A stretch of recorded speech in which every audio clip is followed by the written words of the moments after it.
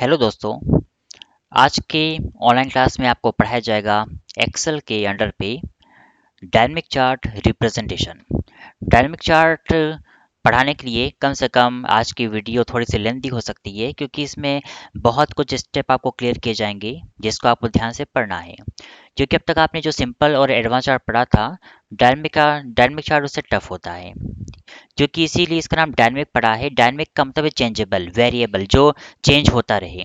आपको अगर पार्टिकुलर किसी डिस्ट्रिक्ट वाइज या स्टेट वाइज आपको रिपोर्ट अलग करना पड़े, या फिर आपको पार्टिकुलर एक एक डिस्ट्रिक्ट का रिपोर्ट अलग करके दिखाना पड़े, लाइक सुल्तानपुर का आपको सिर्फ रिपोर्ट दिखाना है, आपको प्रतापगढ़ का रिपोर्ट दिखाना है, आपको लखनऊ का रिपोर्ट दिखाना है, आपको सिलीगुड़ी का रिपोर्ट दिखाना है, तो वहाँ पर आपको डायनेमिक चार्ट की हेल्प लेना पड़ेगा, क्योंकि वहाँ पर एडवांस या सिंपल चार्ट आपकी हेल्प नहीं कर सकता, और उसके लिए आपको डायनेमिक चार्ट पढ़ना है। ठीक है, तो स्टेप बाय स्टेप मैं आपको बारीकी से बताता हूँ। मैं आपको स्लो बताऊंगा, ठीक है, और इसको आप आराम से पढ़िए कि डायनेमिक चार्ट कैसे बनता है।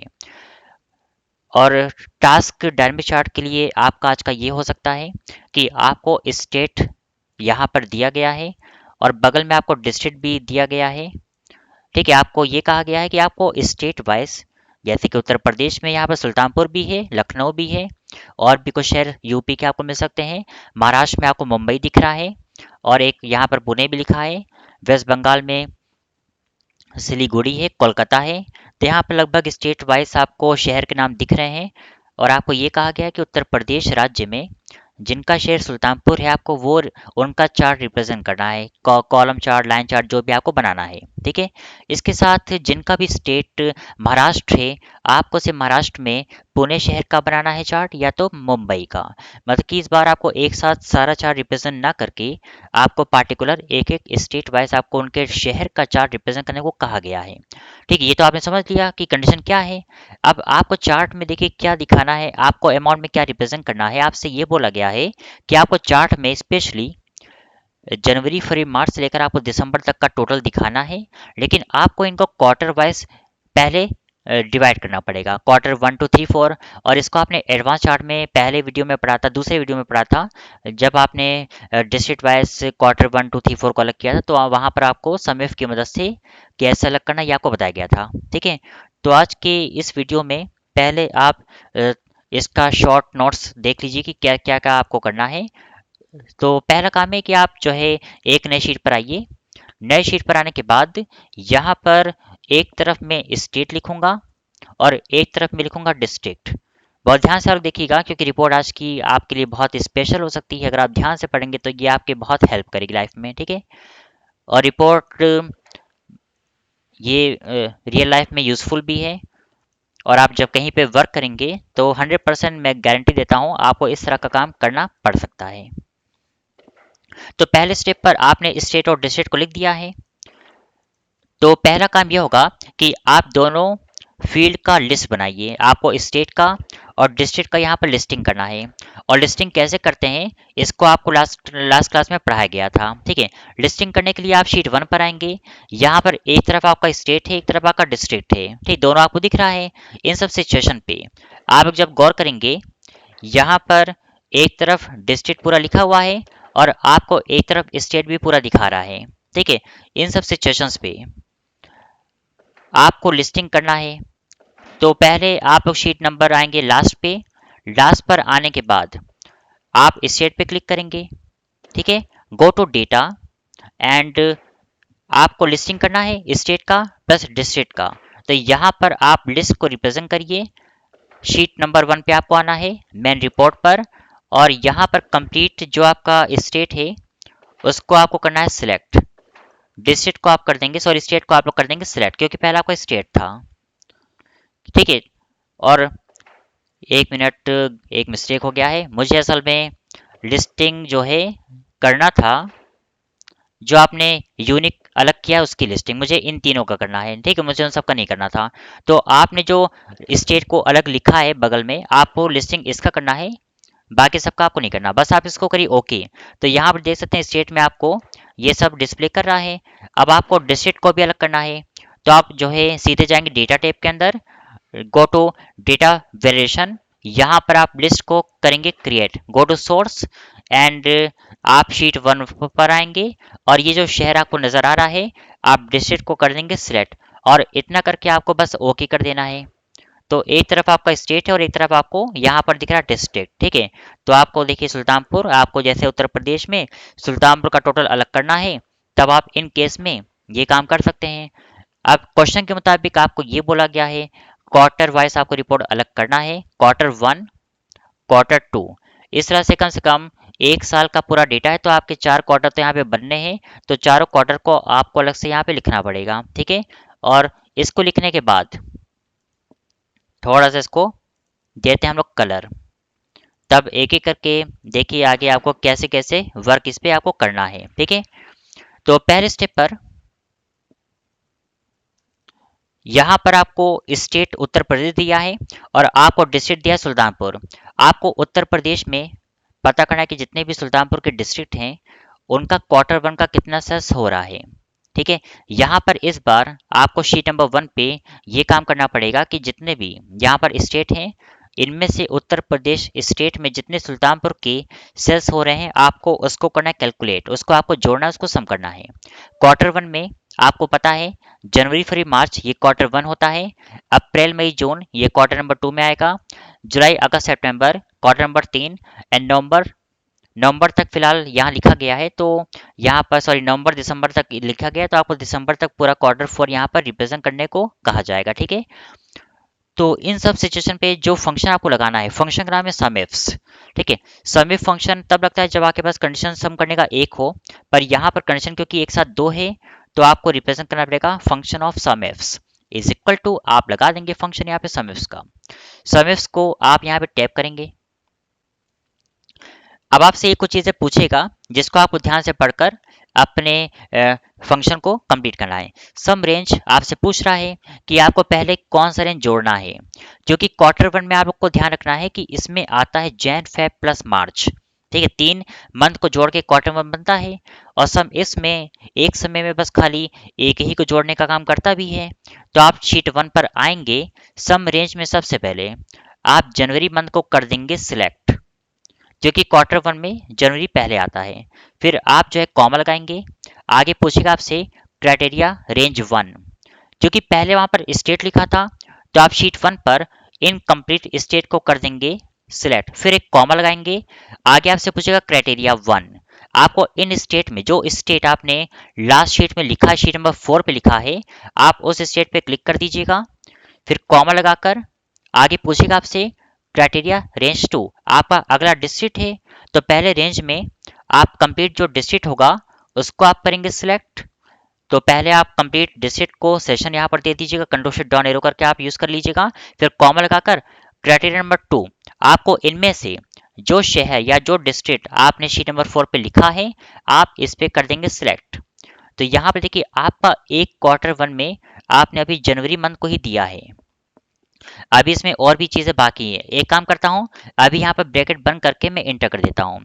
अभी जो आपको ये आउटपुट दिखा रहा है ये सिर्फ जनवरी का है, और क्वार्टर 1 बनता है जैन फेब मार्च से, ठीक है। तो एक काम आप लोग अभी ये कर सकते हैं कि ये जो फंक्शन आपने पास किया है, आप फॉर्मूला बार से ऊपर इस फंक्शन को कंट्रोल सी करके कॉपी करिए, कॉपी करके आप करेंगे इसको एंटर, ठीक है। और यहाँ पे वैसे जब कॉपी करिएगा तो एक काम करिएगा, आप बराबर को ना करिएगा, सम इफ से करिएगा, ठीक, सम इफ से बराबर को छोड़ दीजिएगा।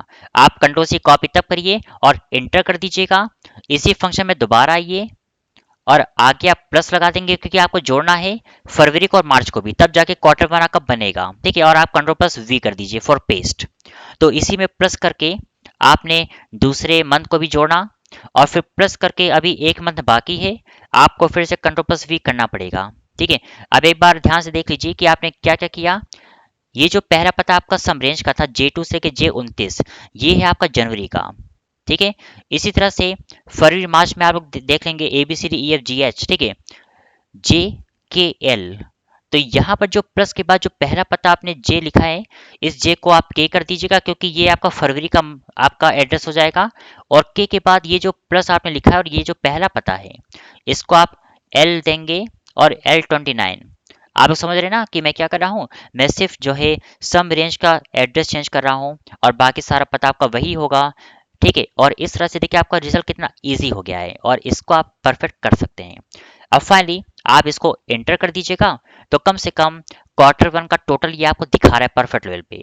फॉर्मूला बार आप हल्का सा बढ़ा दीजिएगा जिससे ऊपर का फंक्शन आपको कंप्लीट यहाँ पर दिख सके जो आपने फॉर्मूला ऊपर पास किया था।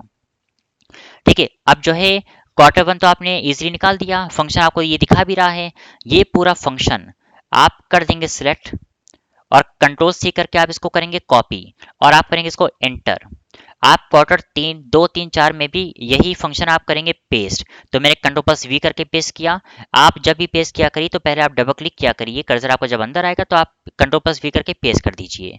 ठीक है, आप चारों क्वार्टर में आप यही फंक्शन पेस्ट करिए। चारों में फंक्शन सेम पेस्ट करने के बाद अब बस आपको एक काम ये करना है कि जैसे आपने पहले सम रेंज का पता चेंज किया था जे के बाद आपने यहाँ पर के कर दिया, फिर आपने एल कर दिया, जिससे आपका रिपोर्ट सही से दिखा रहा है। उसी तरह से आप शीट वन पे जब आप लोग आएंगे तो आप लोग देख सकते हैं जैन फेब मार्च तो आपका क्वार्टर वन में हो गया। क्वार्टर नंबर टू में आपका अप्रैल मई जून आएगा। MNO आपको MNO का पता आगे देना है। तो शीट नंबर 4 पर आइए और क्वार्टर नंबर 2 पे आप इंटर करेंगे और ये जो पहला पता है आपका, ठीक है जे, यहाँ पर आप एम टाइप करेंगे। यहाँ पर देखिए आपने एम टाइप किया, रिपोर्ट देखिए थोड़ा सा आप बढ़ा दीजिएगा तब ये आपको परफेक्ट दिखेगा। फिर से एक बार ट्राई कर लेते हैं। यहाँ पर आप एम टाइप कर दीजिएगा, M2 से लेके M29, एम के बाद आप अगले पते पर यहाँ एन दे दीजिएगा, मतलब कि यहाँ पर आप लोग जो है एन रिप्रेजेंट करिएगा और यहाँ पर भी आपको एन रिप्रेजेंट करना पड़ेगा। ठीक है, फिर ये जो प्लस है ना, यहाँ पर आपको अगला पता क्या देना था, O2 से लेकर O29 तक का आपको पता देना है। ठीक है, बस आपको इतना ही पता चेंज करना है, इसके अलावा आपको कोई भी एड्रेस चेंज नहीं करना है क्योंकि आपको सिर्फ मंथ का पता चेंज करना पड़ेगा, बाकी सब तो आपका कॉमन है। इससे कम से कम आपको जो रिजल्ट है ना वो परफेक्ट आएगा। MNO तक आपने दिया है, आगे आता है PQR। एक बार आप लोग शीट वन पे आके चेक कर लीजिएगा, आपका जो अगला एड्रेस है आप लोग देख सकते हैं MNO तक हो गया है, फिर आगे PQR आ रहा है, फिर STU आपको दिखेगा। तो आप फिर से लास्ट शीट पर आइए और PQR ही आपको यहाँ पर देना है। तो फटाफट आइए और यहाँ पर J की जगह आप P टाइप करेंगे। फिर से देखिए ये पता गड़बड़ हो गया है, थोड़ा सा इसको मैं ठीक कर दे रहा हूँ बढ़ा के, तब आप डबल क्लिक करेंगे जिससे ये आपको दिख सके। ठीक है, और यहाँ पर फिर से आप P टाइप कर दीजिएगा, फिर ये प्लस के आगे का जो एड्रेस आपको दिख रहा है यहाँ पर आप Q टाइप करेंगे। ठीक है, और इस पते पर आप Q मेंशन करेंगे और फिर ये जो प्लस के आगे का पहला पता है इस पर आप R मेंशन करेंगे और इस पर भी आप R मेंशन करेंगे, फिर एंटर कर देंगे इसको। ठीक है, तो आपका ये आंसर भी, लेकिन यहाँ पे शायद कुछ मिस्टेक हो गया है, इस बार चेक करिए क्या गलती हो रही है इसमें। मैन रिपोर्ट क्वार्टर नंबर 3 की बात हो रही थी, शायद मिस्टेक ये हो रहा है कि पहला पता चेंज करना भूल गए थे, P2 से लेके P29। अब देखिए आपका रिजल्ट परफेक्ट आ गया क्योंकि पता सही से देंगे तभी आपका आंसर आएगा, वरना आंसर ये गलत आपको दिखाएगा। PQR तो आपने दे दिया है। अब आप लोग देखेंगे कि आपका जो अगला पता था वो था आपका STU, तो आपको लास्ट में STU पता देकर अपने रिपोर्ट को कंप्लीट करना है। तो आप फिर से लास्ट शीट पर आइएगा, शीट नंबर 4 पर आइएगा और यहाँ पर अपने एड्रेस को आपको ठीक करना है। तो पहले से आप कॉलम की चौड़ाई को बढ़ा दीजिएगा, तभी आप पता परफेक्ट तरीके से देख सकते हैं। तो पहला पता आपका S होगा और यहाँ पर भी आप S टाइप करिएगा, फिर प्लस के आगे जो पहला एड्रेस होगा S के बाद T आता है, क्योंकि आपका सम रेंज है, आपको बस सम रेंज चेंज करना है, बाकी सब मत करिएगा इसमें। फिर ST के बाद आता है U, U2 से लेकर आप U29 तक टाइप करिए और बाकी सब में कुछ ना करके इंटर कर दीजिएगा। तो देखिए कितना बेहतरीन आपके सामने आंसर आ गया है। क्वार्टर 1, 2, 3, 4 इस तरह से आपको रिप्रेजेंट करके देना है।